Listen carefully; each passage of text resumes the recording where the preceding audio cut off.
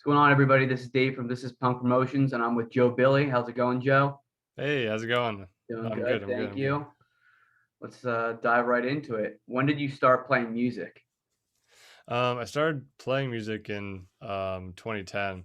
I'm primarily a drummer, and so I started taking drum lessons. But after a lot of years of playing in bands and stuff, I always wanted to take my hand at like doing solo music or at least sing for a punk band. I always wanted to sing for a punk band, and so I was able to put one together for about a year, but then we kind of disbanded just because of like creative differences and stuff. So after a couple more years of trying to put another band together, and it never really worked out. I just decided to say fuck it. I'll like pick up an acoustic and like try to learn a couple of chords myself, and um, just to kind of like at least mess around with it, just to see what would happen and have fun with it to kind of release whatever energy that I needed to get out in terms of that. And then in 2016, I decided to actually make it a solo project. So I just called myself Joe Billy, which is what everyone knows me by. And here I am a few years later, actually taking it seriously. Um, so yeah. That's awesome, man. Very cool. So you released a cover of "Warning" by Green Day last month. How's the Mm. response been? Pretty well.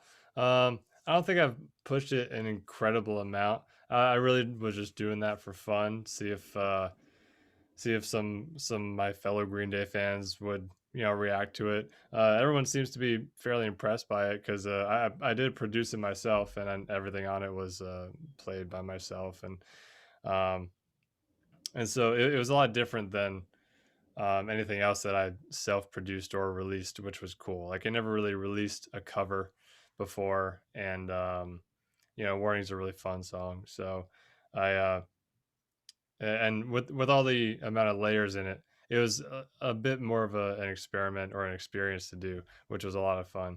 So I think that was the main thing that people took away from it. Um, but yeah, it seemed. I personally think it came out pretty well, and it seems like everyone agrees. Yeah. That's awesome, man. So you're from Clifton, New Jersey. Hmm. You're from my home state. Oh Uh, yeah. I'm not too familiar with the Clifton scene. How is it? Do you have a favorite local band, a favorite venue? Um. Well, our the the typical favorite venue actually just closed last year.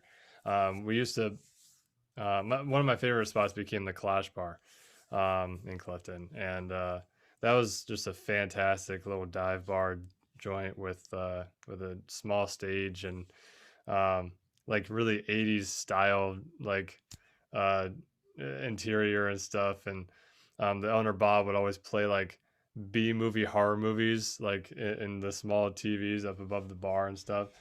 And just like the vibe there was always so fun. Like I've played a decent amount of venues in New Jersey that I really liked, but Clash Bar always felt like home. Everyone was so sad when Bob decided to give it up. I mean, he's been in the business for so damn long. Nobody can blame him, but it was definitely sad to see it go. As for bands, I mean, shit. There's just so many of my friends are so talented. I like right at the top of my head. Keep Flying is probably um, one of my favorite local, semi-local bands because they're kind of spread out a little bit at this All over point. the place. Yeah, but Great but dudes, those great guys are band. those guys are fucking awesome. I'm so grateful to be able to be tight with them and be able to play shows with them and stuff. I got to play drums for him once for one song at my birthday show a year or two ago. That was a shit ton of fun. Um, but yeah, those guys are awesome. Like every single show I go to, it's just like off the walls. But there's plenty of bands I could say that about. I love most of my friends' music. That's sick, man. So, who are your biggest influences? um, well, I mean, this is a pretty common thing for people to say, but I grew up on Green Day, like as a huge Green Day fan, um, and so I guess maybe not musically because I didn't really start playing music until I was like kind of out of my Green Day phase. Like I'm still a Green Day fan, but like I was like a fanatic back in the day, you know. Right. So they probably had some sort of influence, but um, the biggest influences for me, especially as a solo musician, would probably be Eric Peterson from Mischief Brew. Was like one of the main dudes that like really inspired me to do solo music. Um, and then bands like Anti Flag and Streetlight Manifesto and Rancid, um, and more recently, Frank Turner has been really up on my list of people artists to listen to and just people to draw influence from. He's just a fantastic musician and performer. Um, who else? Uh, I would probably put Days and Days on one of my influencers as well. And hmm, I mean, those would probably be the top ones that I would say I was able to draw a lot from. Yeah. Very cool. All right, so I'm gonna ask you some non-music questions. I did this with the other band. It's a good way for me to get to know you. Are you Okay. ready? Yeah, sure. All right, first one, favorite movie. Favorite movie? I mean, depending on what category, would you say a specific category for that question? You can pick any category. I always keep thinking back to V for Vendetta. Okay. That movie's always been really awesome. Like every Oh, that's time a I watch classic, it. man. That's one of my Oh favorite yeah, movies. yeah, for sure. If I had to pick a comedy movie, probably Talladega Nights or something with like Will Ferrell and John C. Riley. That duo is always fucking hilarious. Because I enjoy comedy a decent amount too. So That's awesome, man. Favorite color. probably green. I would Nice. typically say black, but I said black for a lot of my life, and it just got boring. You should switch it up. Like my Joe Billy colors are black and green, so I've always been really a big fan of green. Me too. That's awesome. All right, if you had $1 million, what would be the first thing that you bought? Hmm. Um, it's a great question. Um, probably some sort of uh van that I could tour slash live in. You know, 'cause that's one of my fantasies right now is to have not really a camper, maybe a camper. Either like a camper or like a small enough but livable enough vehicle so I could eat like tour relatively comfortably, you know. Um, aside from that, I mean, just enough for me to be comfortable. I would probably try to either invest or help other people out too, you know. I always try to do that with any excess I have. That is a great answer. Thank you. If you could be any superhero, what superhero would you be?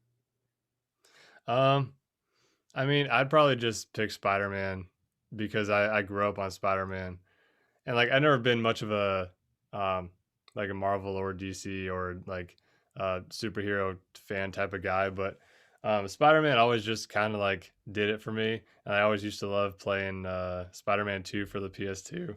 Like that's one of my nostalgic games that I always go back on, and well, I recently released, I'm sure you saw, um, uh, like a comedy song about being Spider-Man. It's called "I'm the Motherfucking Spider-Man," and so I think just because of that song, I have to pick Spider-Man.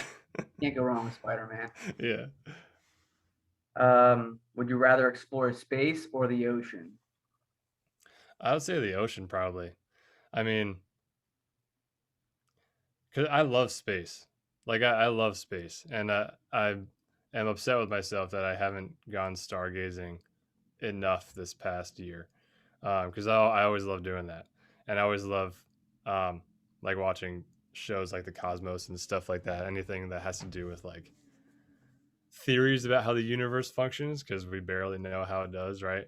So like that would be fascinating to do, to explore space. But I feel like you have to know where you're at before you can go outside. You know, Right. you can use that as a euphemism for a lot of things. So like knowing what's in your own planet and like what's under your feet and like what's in your own ocean probably feels like a smarter decision. Um, especially because like we live here, like we should know like what's all up in the business in Earth. Right. 'Cause, we're still here. So so um, I would very much like to explore space, but I would probably choose to explore the ocean first. Okay. Yeah, it'd be pretty sick to see other planets. Oh yeah, for sure. And just to I mean, just like experiencing what it feels like to just sit in space Right. must be so jarring for the first time, you know? And like imagine like going to like another planet or like being next to a black hole or something. Like once I started hearing about black holes and stuff, like learning about them, I was like, "Oh my fucking like imagine like going into one. Like you probably wouldn't survive, but if you I think I'd be a little did, scared. probably, yeah." But there's like that theory that like if you somehow survived passing through a black hole, you would like go into some other dimension or something, or like pass into like another realm or universe. Like how fucking wild is that? Right. That'd be crazy. It's pretty crazy to think about all that. Yeah. All right, last one. Would you rather be able to fly or be invisible? Be able to fly or be invisible? Yep. Um, that's a good question. I always said that if I had a superpower, I would be able to freeze time because there's never enough of it, right? Right. Um, if I had to fly or be invisible, um, probably fly. I'd probably get around a lot quicker. I wouldn't have to use the car as much. That would save on gas, save on CO2 in the atmosphere and what have you. So let's go with fly. Yeah, that'd be nice. Well, thanks, man, for coming on and chatting up a little bit. It was great to finally meet you. Really Yeah, for sure. appreciate you supporting me, and this is Pump Promotions. Means a lot to me. Likewise, thank you. I hope you have a great day, and we'll talk soon. Yeah, for sure. Thanks a lot, man. Peace. All right, see ya.